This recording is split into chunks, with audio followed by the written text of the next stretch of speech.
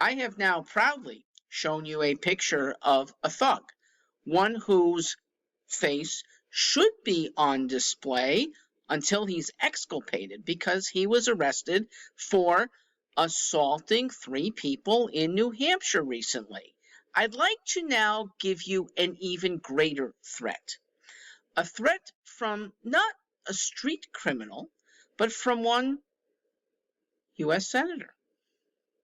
That's Chuck Schumer, who is a greater threat to people's safety when he calls out to the mob to assault sitting justices.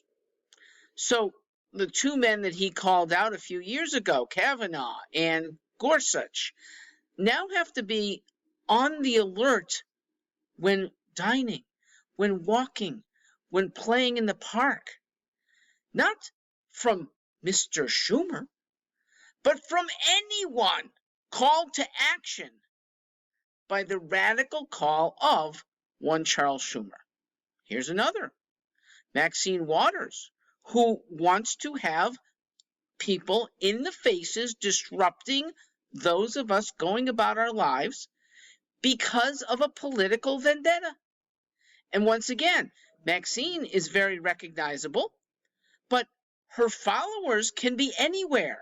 And heeding her call, we are all less safe. This is actually worse of a curtailment on speech than even the wokesters. Okay?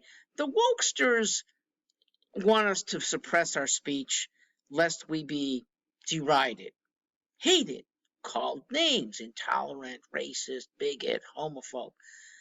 The professional agitators here, not necessarily woke, are worse because it's not squelching speech. It's just going outside, lest you be prey to violence. We once had a flourishing democracy where folks like this wouldn't even attempt to squelch speech. And these days, the ones who want to squelch our speech are all on the progressive side. Okay, I call them the far left because progressive is not inherently a bad word. Leftist is, they're the ones that do not want America to succeed.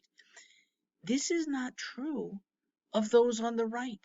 Okay, I know people who are conservative. I dine with them. I communicate with them. None of them want to squelch progressive speech. They indeed wanted to flourish because they're of the right belief that when ideas flourish that are bad, they get countered by good ideas. So let the bad sink themselves, not out of squelching or repression, but out of the freedom for individual receivers to decide. Conservatives have always been of that mantra. Progressives aren't, because they fear the freedom of speech that might actually turn minds away from emotions. Progressives act on emotions. Logic, tertiary. And when people are not free to speak logic, then the emotions tend to rule the day. We can't let that happen. Thank you, you who are standing up.